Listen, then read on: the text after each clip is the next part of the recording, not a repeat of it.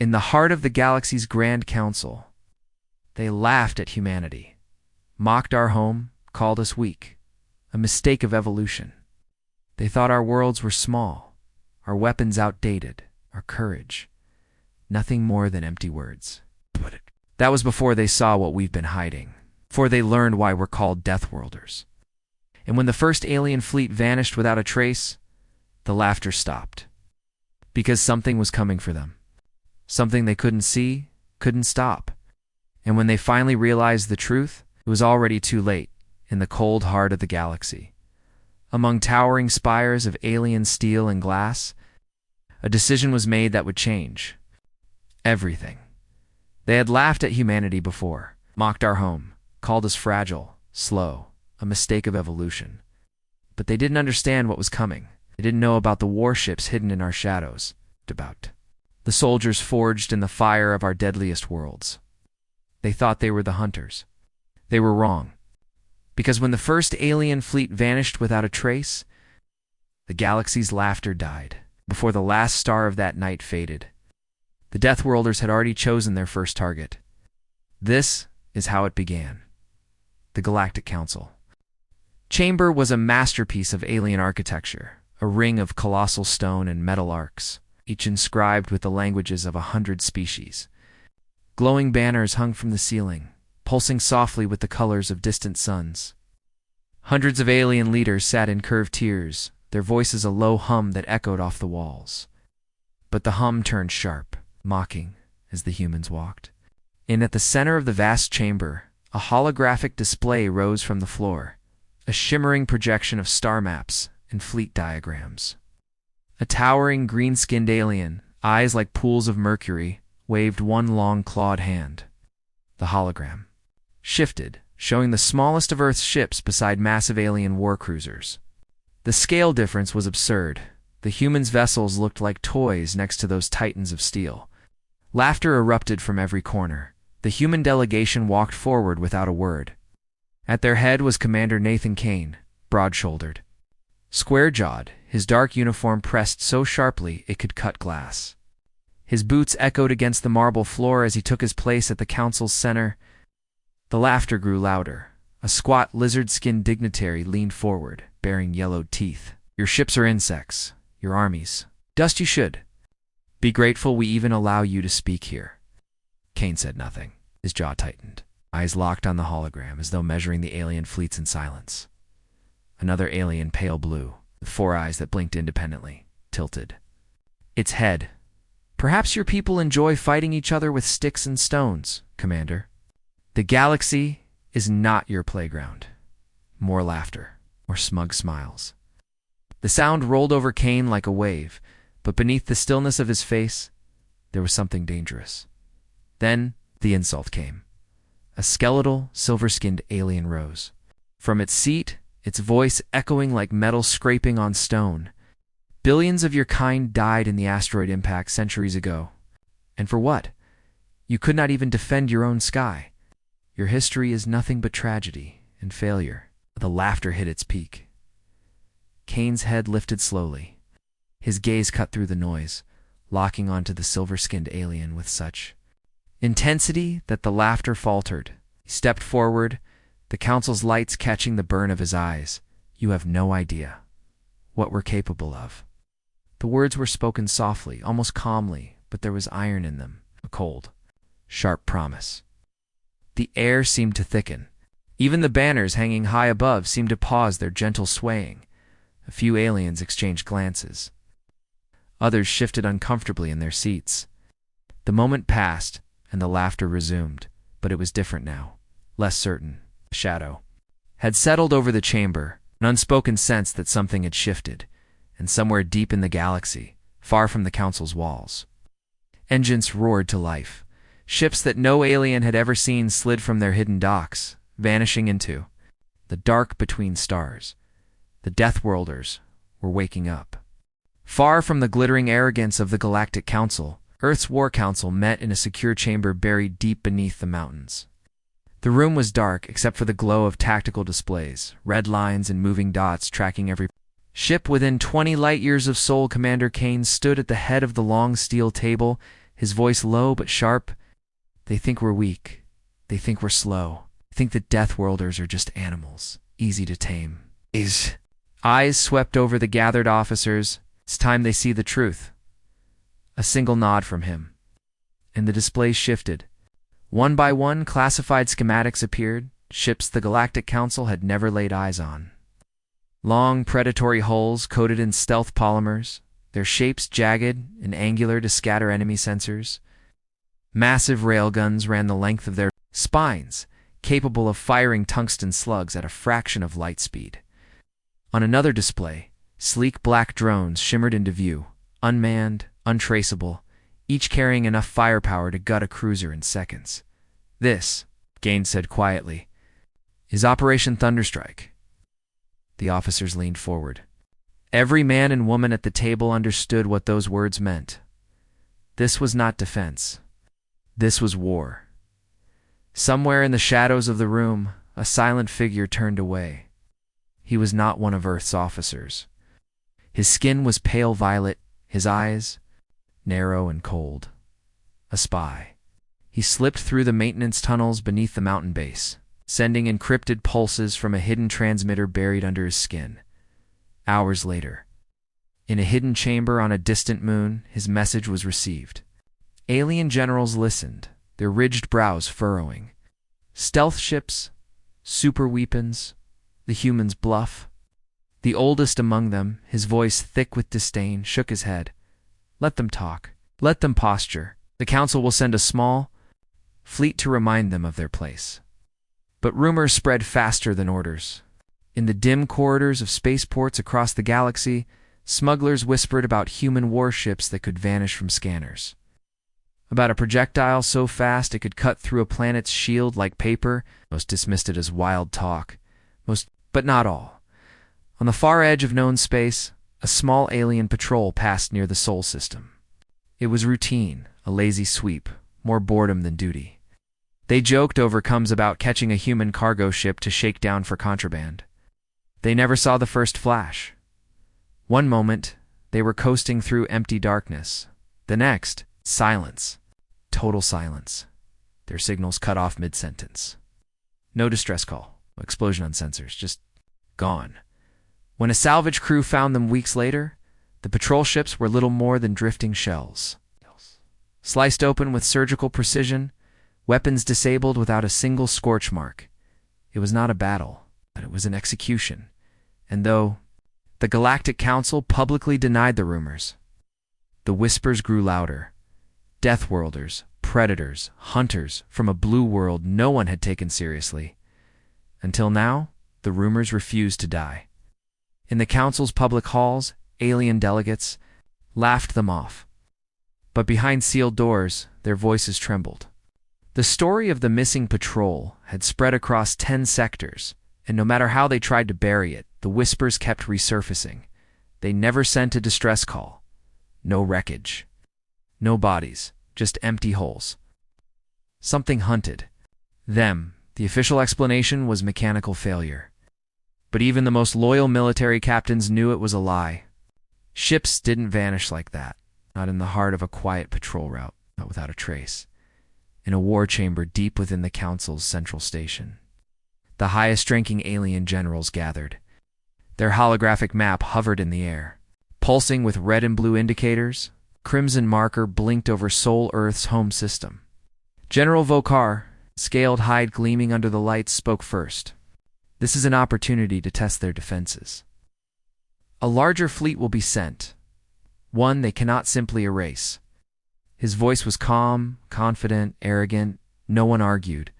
Within a day, orders rippled across the stars. 30 warships, sleek destroyers, and heavy cruisers were mobilized, their armor glinting in the glow of distant suns. Crews laughed as they read the mission details. Babysitting duty, they called it. We'll be back before the drink goes warm. But on Earth, the tone was different. Commander Kane stood in the war room, his eyes locked on the incoming fleet markers. They were still days away. But his voice carried the weight of inevitability. They're coming. And this time, we won't wait for them to knock. Orders flew across secure channels. Stealth ships broke orbit in complete radio silence. Orbital cannons were charged and hidden within the shadow of the moon. Drone swarms moved into the outer dark, spreading like invisible nets. Every trap was set. When the alien fleet entered the outer edge of Sol, their sensors showed. Nothing, no ships, no heat signatures. It's just cold, empty space. The commander of the fleet smirked and gave the order to advance. 1 hour in, the first ships. Sensors flickered, a brief glitch, easily dismissed. 30 minutes later, the second ship reported a faint echo on long-range scans. Then vanished from comms entirely. The fleet slowed. Weapons came online. Tension bled through every transmission. Then the radar lit up. Hundreds of faint signatures. Darting in impossible patterns, closing in from every angle. The alien captain shouted for all ships to form defensive lines. Before the order was complete, something slammed into their rear destroyer, a tungsten slug, invisible until impact, tearing through its armor like wet paper. The ship went dark instantly. One voice broke through the comms, panicked, screaming, "They're behind us, static." The rest of the fleet never made it past Neptune, hours later. Fragments of alien hull drifted silently in the cold. There were no survivors. And across the galaxy, the whispers became something else, not just fear, but certainty. The Deathworlders were hunting. The Council called it unprovoked aggression.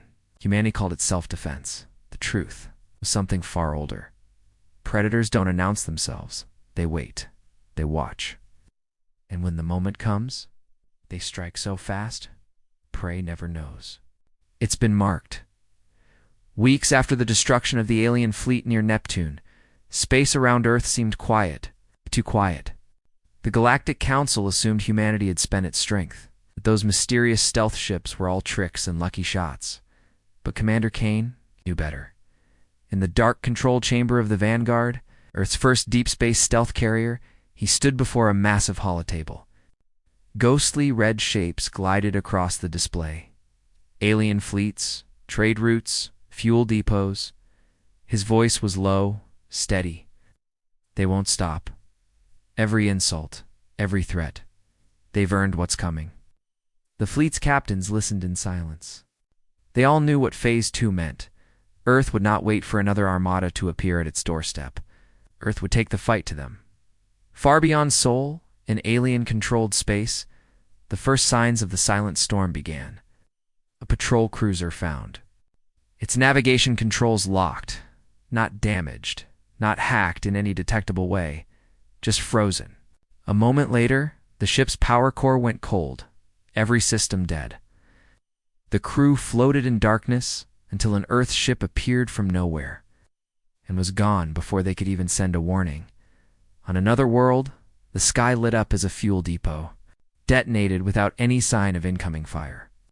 Eyewitnesses swore they saw a shadow blot out the stars for just a moment, and nothing. In a mining colony's deep space station, a single security camera caught it, a blur of black metal, low, and sleek, darting past at impossible speed. The recording lasted less than a second before erasing itself. Within days, fear spread faster than light. Alien merchant ships refused to travel without heavy escorts. Military fleets jumped at every ghost signal on their sensors. Trade slowed. Supply chains broke. Worlds began to starve. And still, Earth said nothing. In the Galactic Council, the mood shifted from arrogance to unease. Their broadcasts to humanity went unanswered. Their spies found nothing but dead ends and phantom trails. Every rumor ended with the same name, whispered like a curse: Deathworlders. The alien leaders gathered in secret, their voices hushed. One finally spoke what they were all thinking. They are not defending themselves anymore. They are hunting us. Far away, deep in the endless dark, Commander Kane stood at the viewport of the Vanguard, watching a distant alien cruiser drift powerless. After another silent strike, his reflection stared back at him in the glass. "This is only the beginning," he murmured.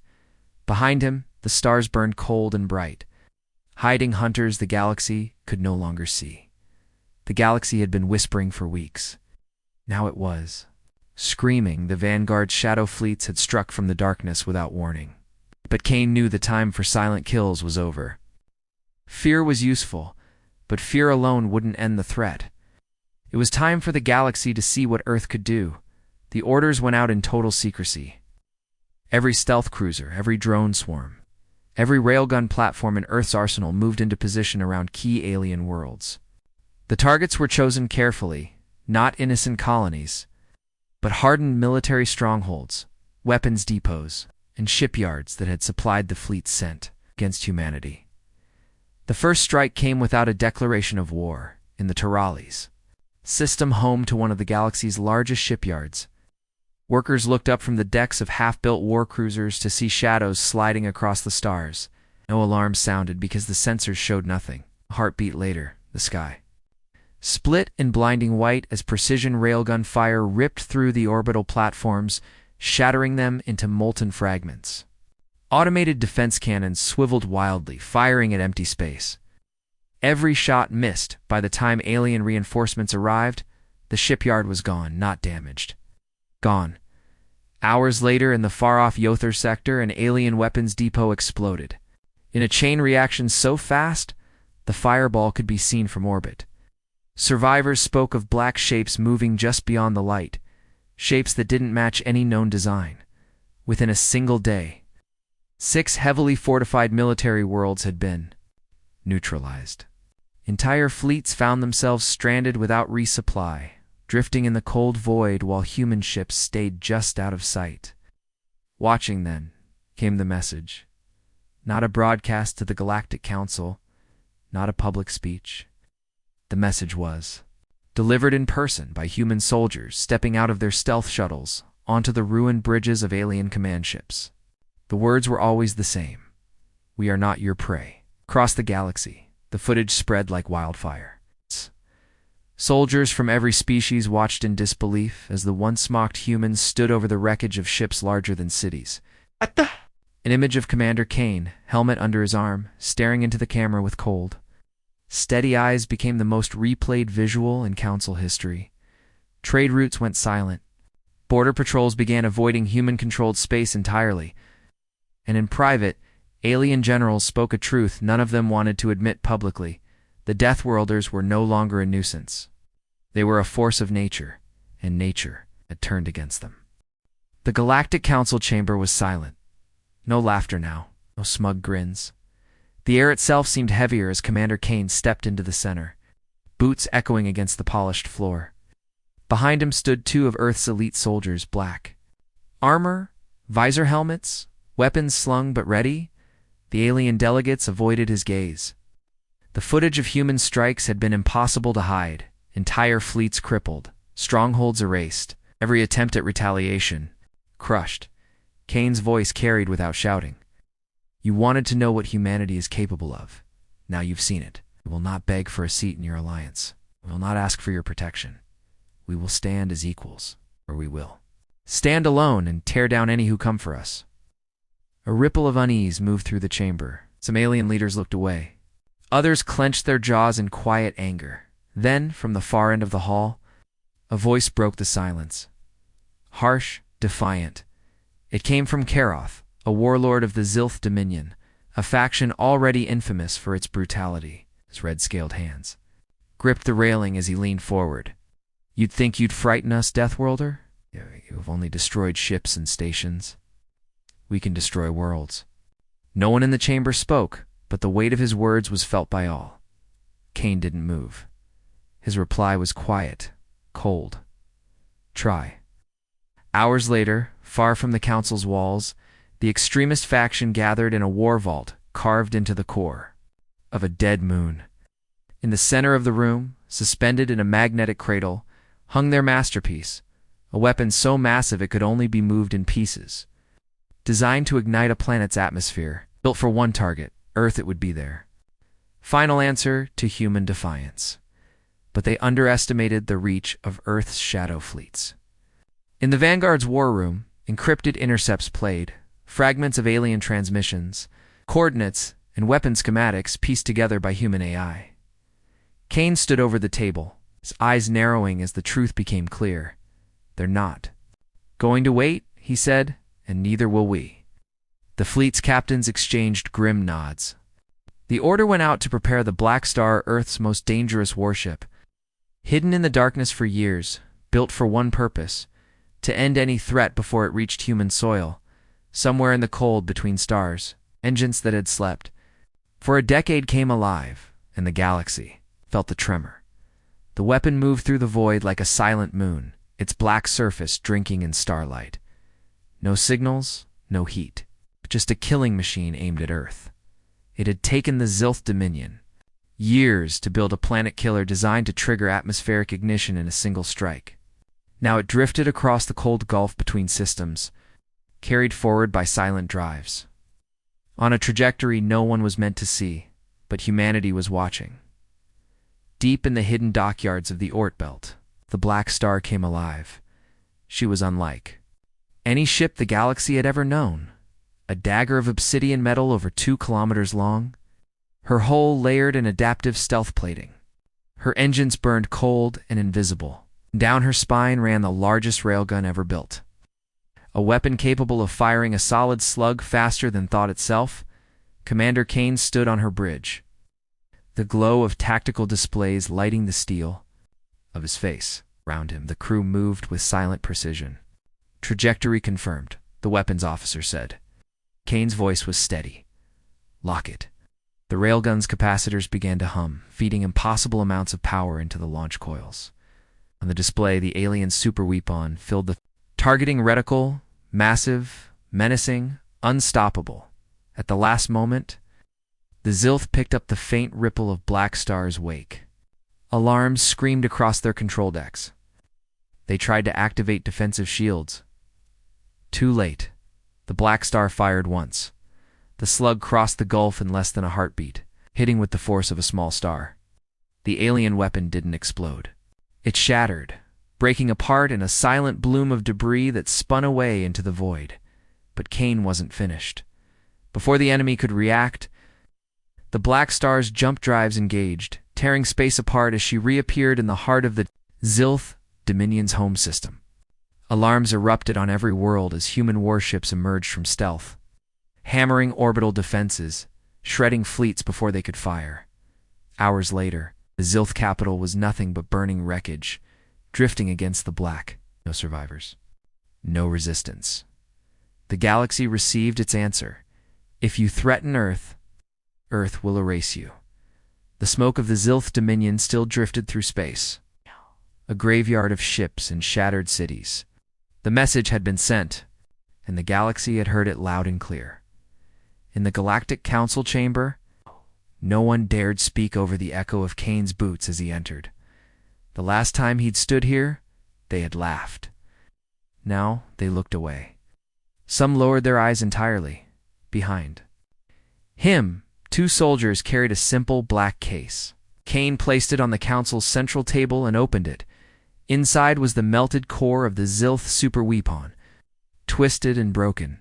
This, Kane said quietly, is what becomes of anyone who comes for our world. Silence hung heavy. No one argued. No one mocked. By the end of that session, a historic treaty was signed. Not out of friendship, not out of trust, but out of survival. Humanity was granted full council membership and command of the Alliance's defense fleets. Across the stars, alien children learned a new phrase in their history lessons: the Deathworlders. Traders spoke of Earth with respect, soldiers with caution, and politicians with fear. The old jokes about human fragility vanished overnight, but in the streets of Earth's cities, there were no parades, no cheering crowds. Soldiers returned to their families in silence, carrying the weight of what had been done. Kane stood alone on a balcony overlooking the sprawling lights of New Geneva, the capital of the new alliance. He knew peace in the galaxy would never last. There was always another threat, another empire waiting in the dark. But now, the predators out there would think twice before setting their eyes on Earth. Above him, the stars glittered like 1,000 silent witnesses. And somewhere deep in that endless black Earth's fleets waited, is hidden, ready because humanity had learned the truth.